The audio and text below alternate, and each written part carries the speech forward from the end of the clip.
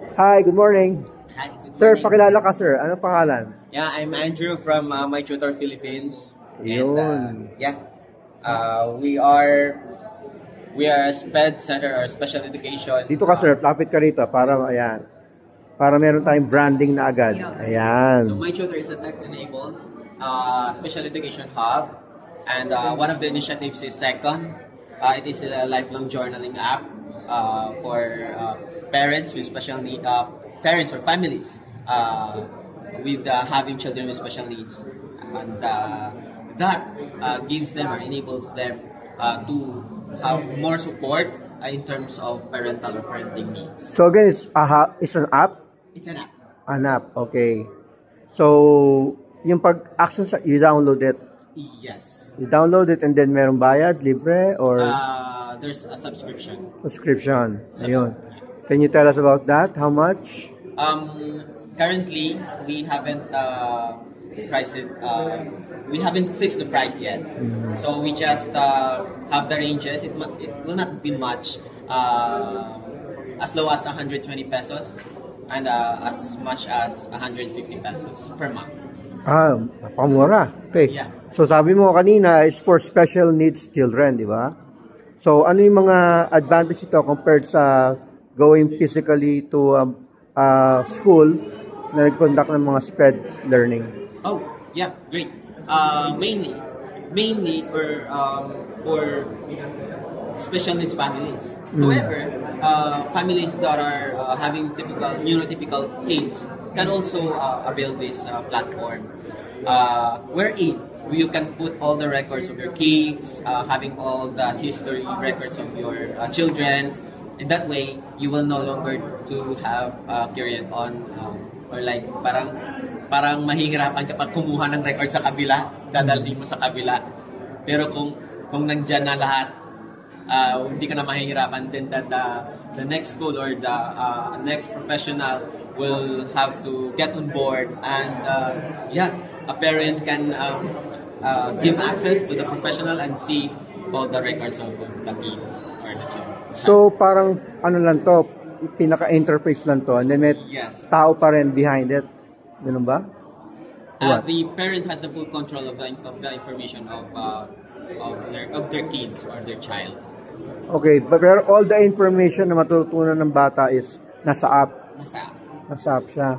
Wala ba kayong parang demo or the actual product? Yeah, currently we have a live actually MVP. Uh-huh. So we will be rolling out the app by January 2026. That's next year. Next year. So yeah, ito siya, ang sample ng platform.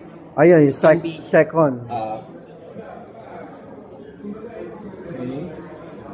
Ito rin siya, looks like pag sa cellphone na. So, if a parent, you click second family, that's it. Or you'll change if you're a professional into this. So, yun lang. And then, once you successfully log in, there you will be able to see, meron kang selection kung dalawang anak mo, edi dalawa din yung malalagay mo dyan. So, yun. Again, it's a lifelong journal app.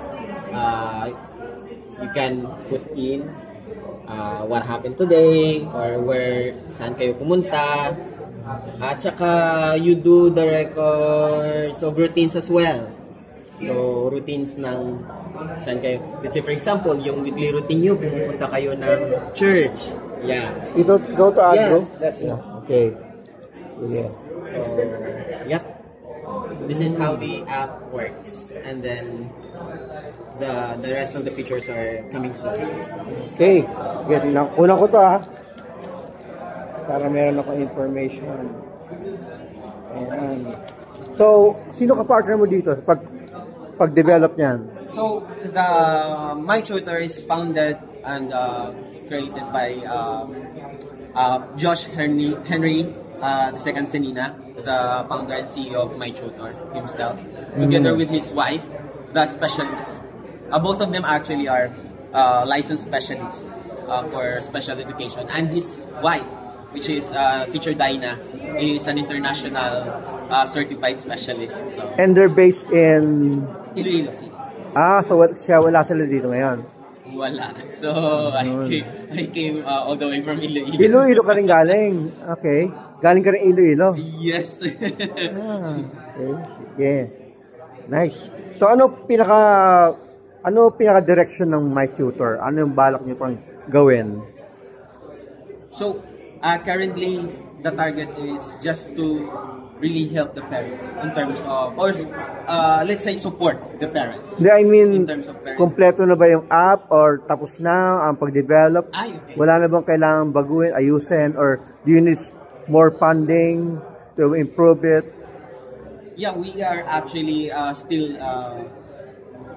making it more sabi natin na mas convenient at mas advantage sa parents. So the app is actually ongoing development siya. Meron siya under development siya. So Pero yung initial funding, saan galing? Sarili ba ng dalawa or bootstrapping pa rin kami sa so hindi kayo funded ng investments. Unlike yung iba, funded ng DICT, DOST. How about you? Sa inyo? Currently, Sarili. bootstrapping, yes. Okay. Ayun. Sige. So, Iloilo based itong app na to. Yes. Kayong mga founders. Okay. Thank you.